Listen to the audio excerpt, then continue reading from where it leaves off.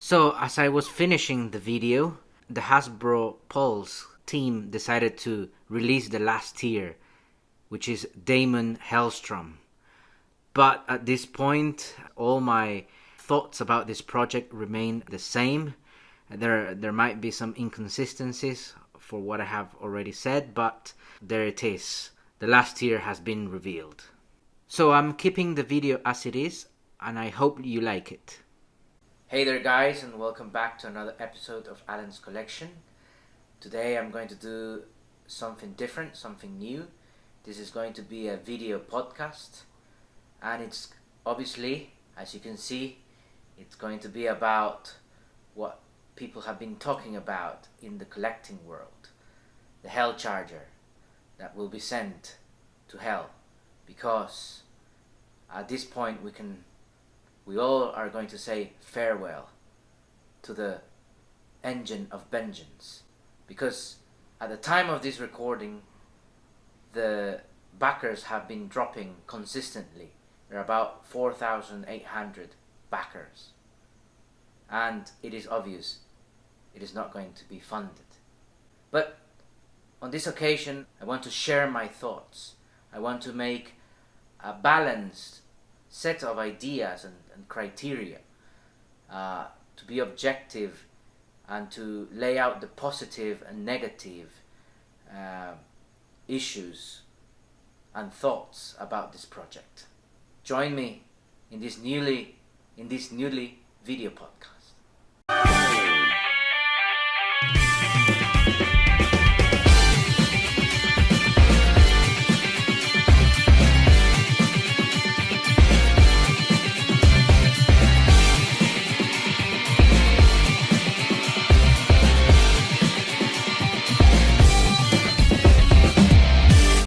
First off, guys, I want to share my thoughts on the Ghost Rider, the Spirit of Vengeance, Haslab, and what does it mean to me.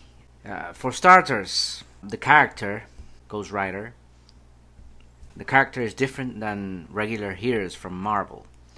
He's not the typical hero like Tony Stark, like Captain Rogers, like Thor. I mainly know Ghost Rider from the movies, particularly the movies by Nicolas Cage. From that I moved on to collecting Marvel Legends. I do have the Marvel Legend Ghost Rider with his bike. But I'm not especially interested in that character. This is not one of my main characters. I don't believe that this character is Haslab material. I don't believe they should have gone with a character like Ghost Rider. I do like Matt Murdock, for example, but if they did also a Haslab about Daredevil, I think it would have the same outcome as Ghost Rider. For example, if they would make Matt Murdock's office, attorney's office, would people buy it? I don't think so. In my opinion, I don't think people would buy the attorney's office of Matt Murdock.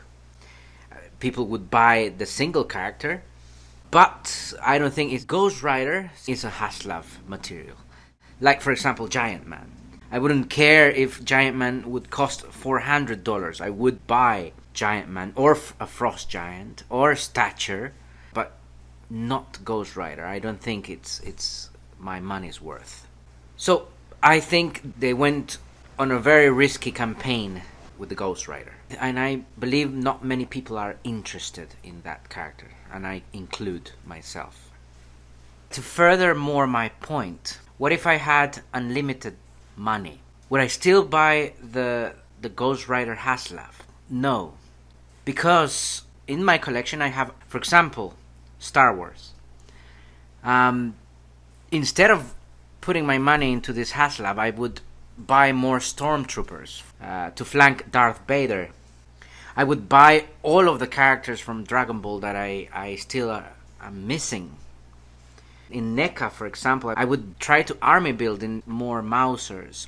But I would buy Ghost Rider by himself just to have him looking cool in one corner of my collection. But yeah, if I had unlimited money, I would focus on other things, not this Haslab. In the end, Ghost Rider is a weak character for Haslab material. So let's move on to another consideration. Let's talk about the product's appeal. What do I think about the product itself? First, let's talk about the size. I think it's a good size. It's not that big car that will not fit in your collection. I think from what we saw in New York Comic Con, I think it's a good size. For me, I particularly don't care about having 4 figures inside the car. I'm happy with just having Robbie Reyes inside the car. I don't care making Ghost Rider have a carpool. I don't care about the moving seats either. That they look cool aesthetically speaking, that's what I care about, and I like it. Would I still like the product if it didn't have the moving seats? I would still love the car, because I would display in one corner and I wouldn't be playing with it, obviously, or looking at it in detail. And the color, the painting application looks really cool. The only part that I think they could have improved is the grille. They could have, instead of focusing into those moving seats, they could have made some headlights within the grille, and they could have improved that part. That's the only thing that I would say about the car itself. I'm really satisfied about the details and paint apps. The side mirrors look cool. The keyhole looks cool. The dashboard is wicked. The width of the doors are really cool. The actual doors, they look heavy and they look wide. I've seen other toy cars, and generally they are very thin. It is a premium car for me. It does look like a premium car. Moving to the fire effects, they really look cool. They don't look cheap. The fact that you can move the wheels whilst having the fire effects is a very cool plus. And of course, when it looks lighted up, it does look really cool. It doesn't look like a Christmas tree like other fans have said. I believe it does make justice to the character, to Ghost Rider.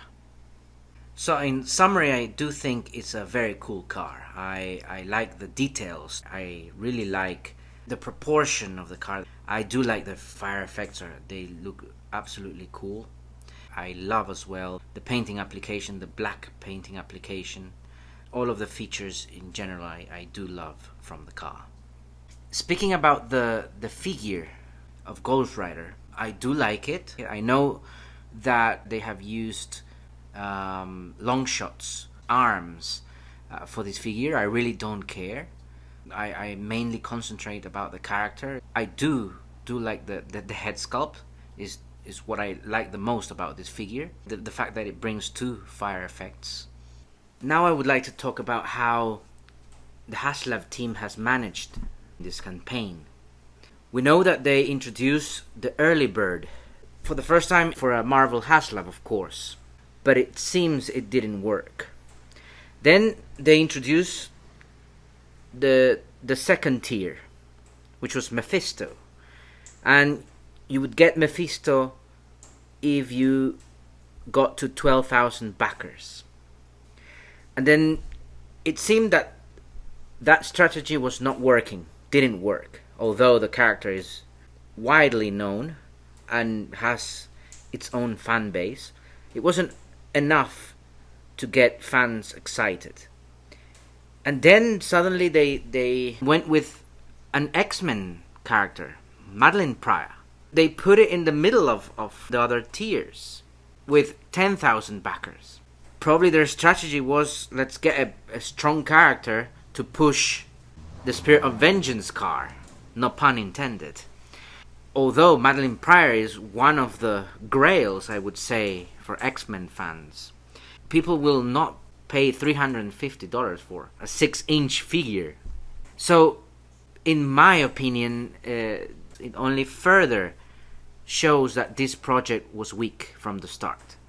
I would think it would come after many more years of Haslabs, not after a very strong Haslab, because obviously Galactus raised the bar really high.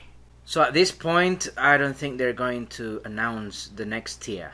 We will only be left to speculate what could have been the last tier. Could have been Robbie Reyes' brother, or it could have been Danny Ketch, or may well be Impossible Man from the Fantastic Four. But it's impossible to know, and at this point I don't think announcing another tier will help them at all, since the numbers are going down. So at this point I think that the Marvel team lost perspective on the project.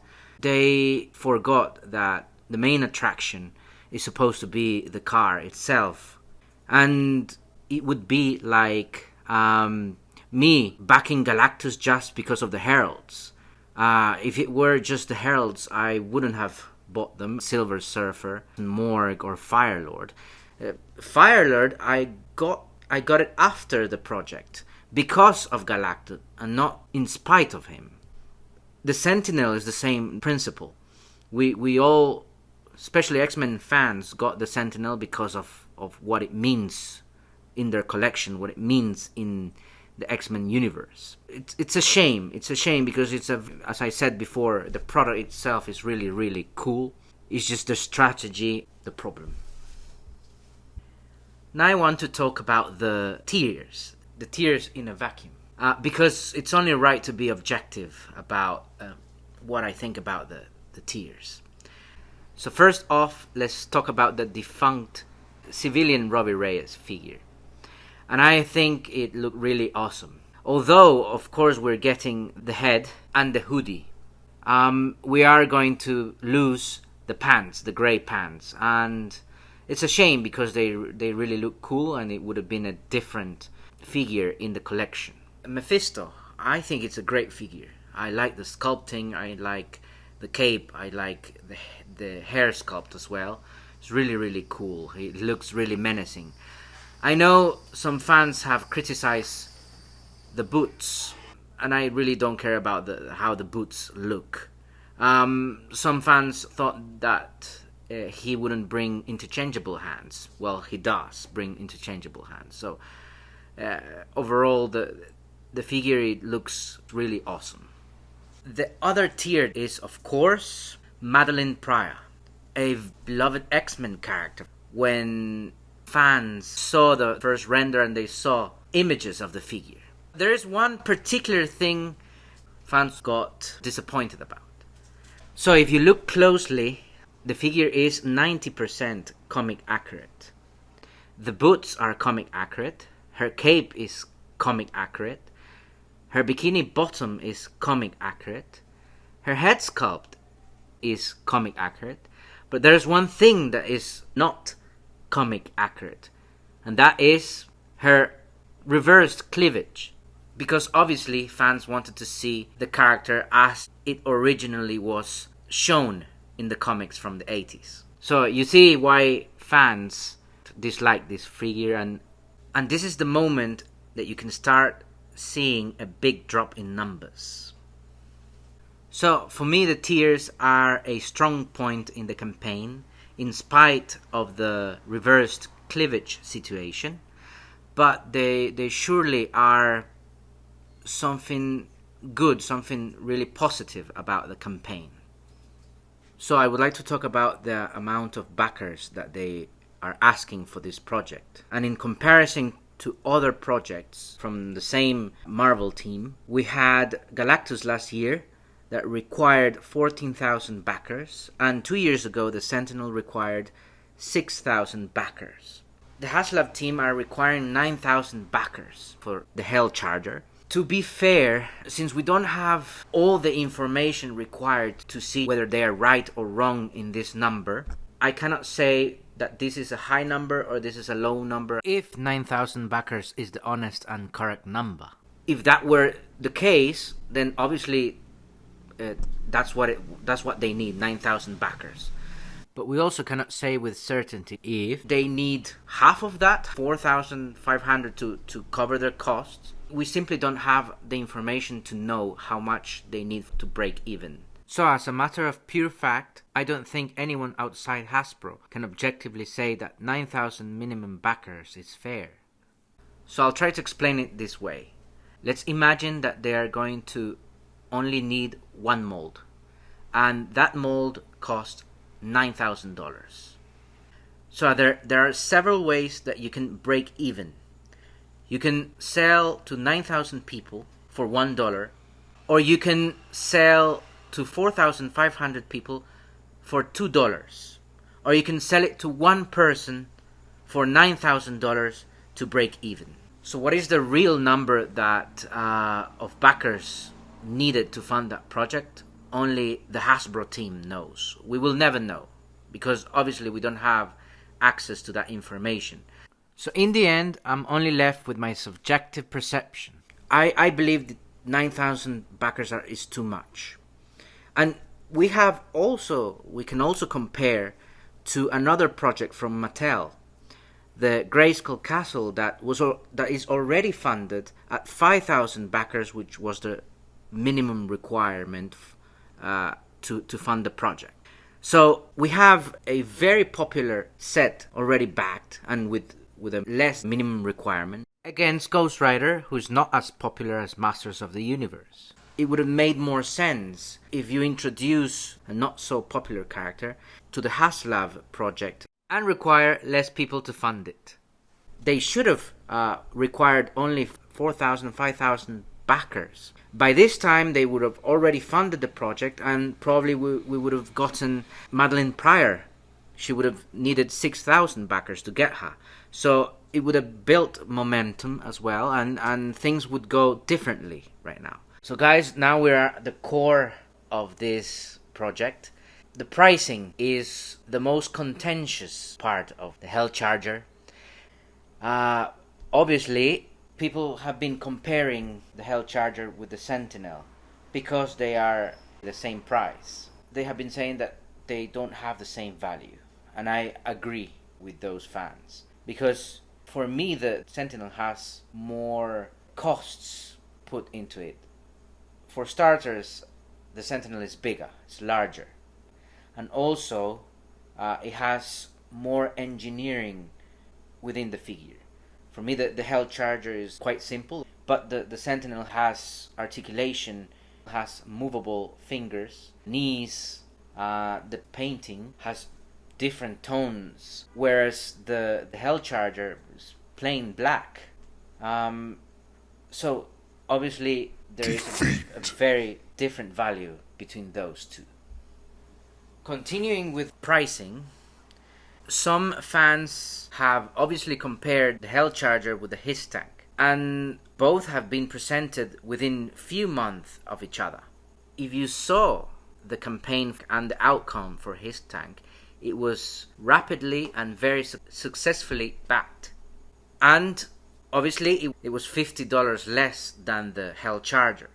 But here we have to analyze things furtherly, because Hasbro has to pay royalties to Disney or to Marvel in order to be able to sell a product from that company, whilst Hasbro owns G.I. Joe. So that I'm trying to understand the costs here. So I'm trying to be fair as well, and it is perfectly comprehensible that they would sell Marvel products higher than other products that they own. So another comparison that I have to address is those fans that believe that the Hell Charger should cost exactly the same as the Bratz doll car. $350 the Hell Charger, $50 the Bratz car. I mean, guys, come on, that's just going too far away from logic. I've seen people reviewing the doll car, and you cannot compare it. It's like comparing Mafex and Marvel Legends, or comparing Dragon Ball SH figures and Dragon Ball Stars, or comparing Super 7 TMNT with BST Action. You just cannot compare them. They're very different. In that sense, I completely disagree with those fans. Alright guys, so the other issue that I want to address is, of course, still keeping with pricing, is The global inflation. We all know that there has been a lot of problems globally that have affected a number of materials and production costs in general. I also have a friend that works in the plastic container industry, and they are directly affected by price changes in petroleum raw materials and steel-based molds. And she has explained to me that in 2 years the cost of buying plastic has gone up. I can understand for what's going on globally that there is a rise in prices. We see in other companies, Hot Toys has increased their prices, and I can understand that these global issues is the reason why Hasbro had to put 350 in the Hell Charger. I still don't know. I cannot be completely sure about that. But what I can tell you is that there is a reality in the economics of the world.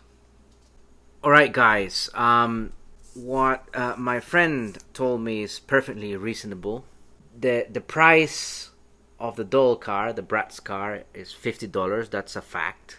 Some people would like to pay $100 or at least $200 instead of $350 for the Hell Charger. People are giving their opinions in different ways.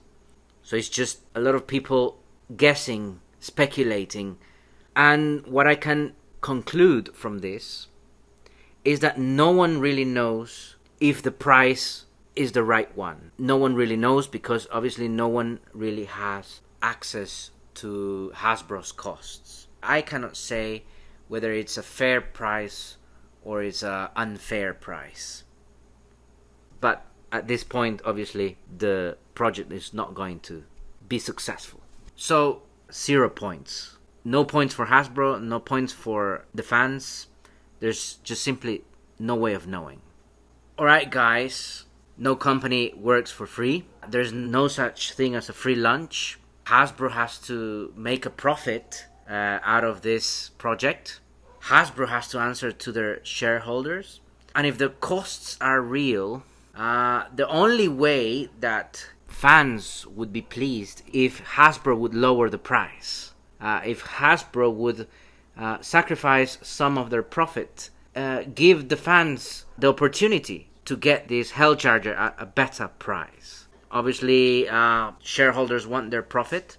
So the real question here is, does the fan come first? As they say on their website. But I think in this case, the shareholders go first. I would like to see Hasbro sacrifice the shareholders and benefit the fans. But I don't think that's going to happen. So yes, this is the heart of capitalism. And that's a debate for another channel, not so much for Alan's collection. So yes, this affects negatively the campaign. And I give this point to the fans because I am a consumer as well. I'm a fan. Okay guys, I have been ranting for quite a long time now. I just want to give a recap now of all of the things that we have been through. First of all, it's a weak character. As I said before, this character is not very popular. Is not one of the main characters. So this is a negative point for the campaign. Secondly, in my opinion, it is a good product.